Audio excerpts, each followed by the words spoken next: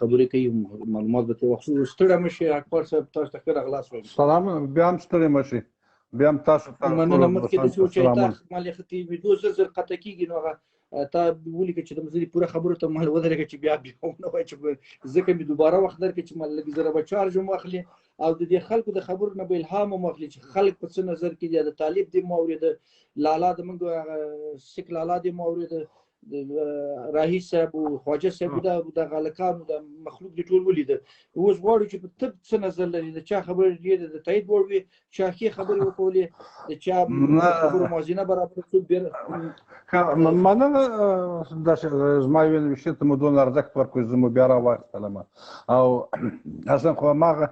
به دې په خاطر وویل چې په له ما نه وروسته څوک نه ولاړ چاته زنګ وال هغه نه روښېدل، مشکل یې تخنیکي و، ځکه ما وویل چې تخنیکي ستونزې هغه انټرنیټونه یې ضعیفوي. نو پارې صاحب ما ځکه ما نشته کړو چې خو زه به دې پرېښیم، ما به خبرې کړې وې. نو دوستانو خو ټولو ښې خبرې وکړې، زه خو د چا په خبرو باندې زیات قضاوتونه نه کوم، ځکه چې هر چا خپل نظر دی او د هر چا نظر ته باید احترام وشي. که یو څوک یو طرف ته ښه وایي، که یو څوک بل طرف ته ښه وایي، که یو څوک دواړو ته ښه وایي، د هغوی خپل نظر دی، د هغه له نظره به همداسې وي. ولې خو موږ خبرې اورو، قضاوت کوو، او زما خبرې هم خلک اوري بیا به قضاوت کوي، ځکه زه د چا په خبرو باندې داسې دغه نه کوم چې هغه ښې خبرې وکړي، هغه غلطې خبرې وکړي. ټولو ښې خبرې وکولې، ټولو د زړه دردونه وویل، ټولو د زړه له اخلاصه د وطن سره خپله مینه، علاقمندي، دوستي ښکاره کړله. بالخاصه ماسې مثلا زیاتې چې زما په حساب باندې په شخصي نظر په حساب چې خوښې شولې د اسحاق زي صاحب خبرې ډېرې علمي ولې، په ځای باندې ولې، د راهي صاحب خبرې لومړی برخه یې، دویمه برخه یې ما نه ده اورېدلې، لومړۍ برخه خبرې ښې خبرې ولې، په ځای خبرې وې، واقعیتونه ولو. نو دا چې خلک وایي همدارنګه یو سرباز چې خبرې وکولې، ما امید ورسره پیدا شو چې موږ داسې په ملي اردو کې داسې تکړه سربازان، د داسې استعداد و، د داسې نظر و، د داسې فکر کسان لرو، دا ډېر د قدر وړ ولو. او بالخاصه دا چې هغه زموږ د ملي اردو، زموږ د اردو منسوبین دغه ملي تضادونو او دښمنانو توطیو ته متوجه دي، دا بیخي د خوشحالۍ ځای و چې زموږ دا دغه نظامي کسان د قومي تعصباتو، سمتي تعصباتو او د تنظیمي تعصباتو نه وتلي وي او په ملي ګټو باندې فکر کوي. ملي اردو خو د افغانستان ملي اردو دی، دا که هر څوک په دغه کې راسي دوی د افغانستان د ګټو نه دفاع کوي، دوی د شخص د دفاع په خاطر باندې نه دي، دوی د یو شخص د دفاع لپاره که هر څه چې دی دوی د افغانستان د ملي ګټو نه دفاع کوونکی قوت دی. دا که هر نظام وي، که هر څوک په راز کې وي، دوی ته د ملي اردو باید دغه وشي، قدر وشي، عزت وشي او د هغه پاسداري وشي. که د عدالت اشرف غني هم وي، زموږ ملي اردو د افغانستان د سرحداتو، د افغانستان د ځمکې د تمامیت او د خاورې د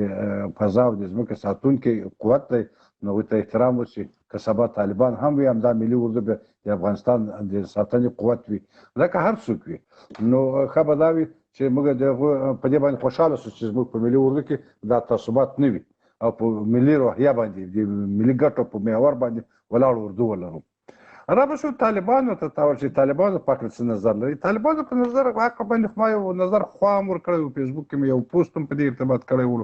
ډېر کومنټونه یې وخوړل، خو یو وار بیا هم تکرار کړم. زما له نظره خو طالبان درې قسمته دي. یو هغه قسمت طالبان دي چې مخکینی امارت غړي ولو، ولاړولو، مجبور شول یا وشړل شول، په هر حساب باندې یو رهبري هسته یې جوړه کړله او هغه د هر چا لمنه کې چې ولوېدو هغه بخش به نه کوو. یو بخش هغه طالبان دي چې هغه دي د حکومت د ناخوالو په اساس باندې د ملت د ولس له لیکو څخه له ولسه جلا شوي دي او کړي دي د طالبانو سره د خپلو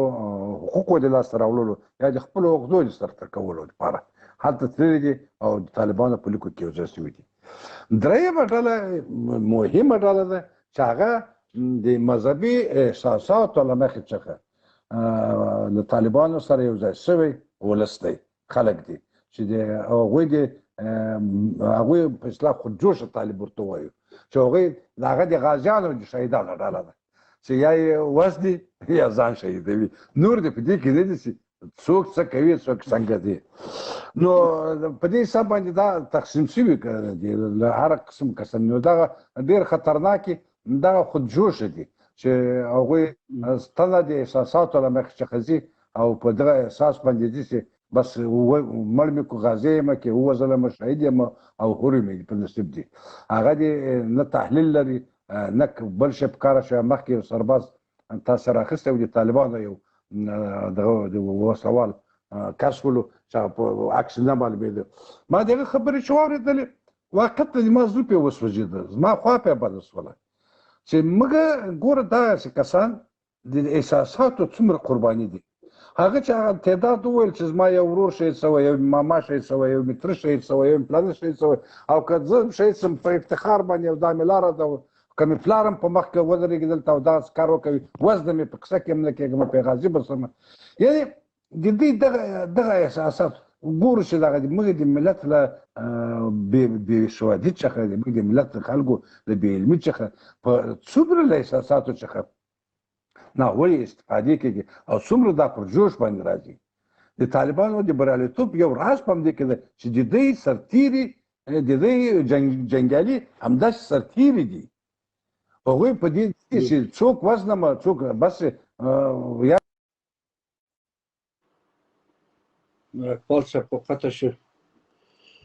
نه پوهېږم چې څه ستونزه به ورته پیدا شوي خان پاچا شینواری به راوخلم چې اوله قطع شي که بیا راغی بیا به شان پاچا شینواری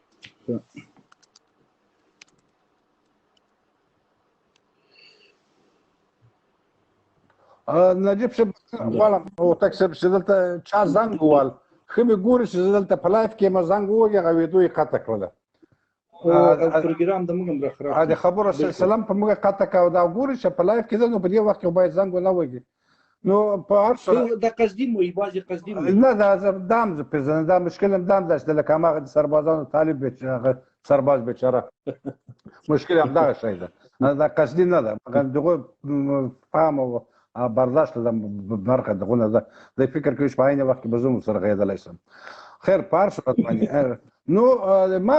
واقعا خوا ورته بده شوه او له دغه له رویې څخه موږ باید قیاس کړو چې دغه جنګ په لیکو کې څومره دغسې کسان دي په سلهاوو په زرهاوو داسې کسان دي چې هغه بېچارګان له هېڅ نه دي خبره حتی خپل تاریخ نه دی خبر له خپله وطنه نه دی خبر له خپله دینه نه دی خبر له خپله مکلفیتونه نه دی خبر بخښنه غواړم یوه کیسه درته وکوم یو وخت کې پخوا وختو کې داسې هغه وخت کې چې مجاهدین وو په دې وطن کې په اصلاح باندې یا دغه حکومت ولو دغه روسان چې راغلي ولو نو بیا د پکتیکا په کومه منطقه کې په غره کې یو نفر داسې لګیرې پخته سین یعنې 50 کلو یا 80 کلو په سینو کې یو نفر له سلا سره نیولی چې یو بوټ بیخته لا یو دانپور سره پروت ده نو چې نیولې ده عسکرو ورته ویل دا نفر چې نیولې ده چې ورته ته څه شي دپاره ده تا څه موضوع نیولې ده وله زه جهاد کوم دین په خطر کې ده نو کومې ورته پوښتنه کړې ده چې تا خپله دا 6 کلمې زده دي ډېره جایه د خپل علی تذکر ته لاس نیولی ول په 6 کلمو کې دې دغه وهم دین په خطر کې ده دین په خطر کې ده او ته له ما 6 کلمې وایې یعنې هغه بیچاره په دې نه و پوه چې دا 6 کلمې څه شی دي ولې هغه ویل په افغانستان کې زه دلته شریعت جاري کول غواړم دین غواړم او خپله په 6 کلمو ته په علی تذکر باندې جواب ورکول دغسې بیچارهګان موږ په زرهاوو دپاره همداسې شیطان شو مړه شو ووژل شو د نورو د غوښتنو قربانیان شول نو ځکه په دې باندې دا د روشنفکرانو دا د موږ د هغو خلکو د پوه کسانو هغوی چې پوهېږي همدغه دنده ده همدا وظیفه ده تاسو ته آفرین وایم سل آفرینه وایم چې ډېر بارزښته وخت او ډېر دغه وختونه په دغسې لایف ویډیوګانو باندې تېروئ او د افغانستان د یو تعداد کسانو ته غوږونه پورې خو حداقل یو څه معلوماتونه ورسوئ نو زموږ مکلفیتونه دا نه دي چې موږ یو او بل طرف وغندو زموږ مکلفیتونه دا دي چې د افغانستان خلک ورته اصلي حقیقتونه پوه کړو، فهم ور وشو، یو ذهنیت ورکړلی شو. کله چې جامع پوه شي، کله چې جامع پوه شي، مخکې ما یاداوري وکړله چې موږ د انتخاباتو له لارې څخه باید داسې یو جمهوري محکم نظام منځته راوړو چې هم نه جنګ سالاري پکې نه بنسټپالي پکې. او دا موږ د هغه وخت کولی شو چې موږ ټولنې ته فهم ورکړو. حتمي نه ده چې موږ په تشکل کې یو، موږ په سازمان کې یو، موږ په یو حزب کې یو. هر څوک چې په خپل محیط کې دي، په خپل کور کې د خپل د کور غړي دې ته وهڅوي چې ته به په دغه انتخاباتو کې داسې چاته رایه ورکوي چې هغه دغه وړتیاوې لري. همدغه ستره مبارزه ده،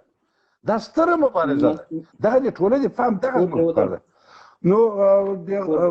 د دوستانو خبرې ټول دي تایید ولوي، زه د یوې خبرې هم نشم ردولی. او د کوم نشته ده چې زه ووایم چې فلاني ښې خبرې وکړې، فلاني بدې خبرې وکړئ. هر چا چې کړي دي د نظرونو ته احترام باید ولرو، او دغه کلتور باید ولرو چې د هر چا نظر ته احترام ولرو. زه ډېر ما څو ځله په ویډیوګانو کې همدا خبره یاده کړې ده چې که زموږ په ویډیوګانو کې یو نفر راځي او بل راځي، ډېر په مخکیني نفرو ونه لګېږي چې فلاني داسې ویل زه یې ردوم، فلاني نه، هغه چې هر څه ویلي دي د هغه نظر و. ته چې خپل نظر دې ووایه چې زه په دغه ارتباط کې داسې نظر لرم. اوس زه نه وایم چې رئیس صاحب خبرې په دې بخش کې تاییدوم، په دې کې راځم، خو هر څه چې ویلي هغه دې د نظر. ما خپل نظر درکړو، ما نظر طالبان دغسې قسمتونه دي، دغسې دي. ما نظر دغه نو هغې دا شته، کله چې موږ په خبرو راسو ته پکې راته ووایې چې مننه، بیا وایي ولې لیکلي. بل سوال کله بس دې مشکل دلته د خان پاچا شینواری د پاڅون صاحب د یو دوه درې نور ملګري همدغه راته په میسنجر کې لیکي چې ماته نوبت راکړه، نه ماته نوبت راکړه. خو دی چې بیا راغی بل بیا راته لیکي دا بیا خو بېله خو تا ویډیوګانې شپږ ساعته دي، تا خدمتګزاري دي، تا صداقت دی، تا فداکاري خو وطن دپاره بیخي زیاته ده. موږ هغه 15 دقیقې راځو راباندې سخته شي چې وخت مو لا دغه شي او ته شپږ ساعته ورته ناست شې، دا ډېر د قدر وړ دي. دا چې څه پکې وایې، څه نظر ورکوي، هغه دغه ده، خو معلوماتونه دي. ستا په حوصلې باندې افرین وایم، له هغه طالب ورور سره تا ډېرې په حوصله مندي باندې ډېرې ښې خبرې وکولې. یعنې واقعا دغه خبرې یو ژورنالیست باید دغسې صفات ولري. د هغې هر چا شخصیت ته ارزښت ورکړل شي، د هغې د شخصیت مطابق له هغه څخه برخورد وشي. نور قضاوت یې خلک کوي. بیا مننه تاسو هم زیاته مننه چې زما د یوې ویشتې په حساب کې موضوع بیا راواخیستله. تشکر، خوشحاله اوسئ، تل تاسو سره ژوندی اوسئ. سلام علیکم. سلام علیکم. دوستانو دا فضلمون حقپال صاحب د ډنمارک څخه دلته ملګري دي د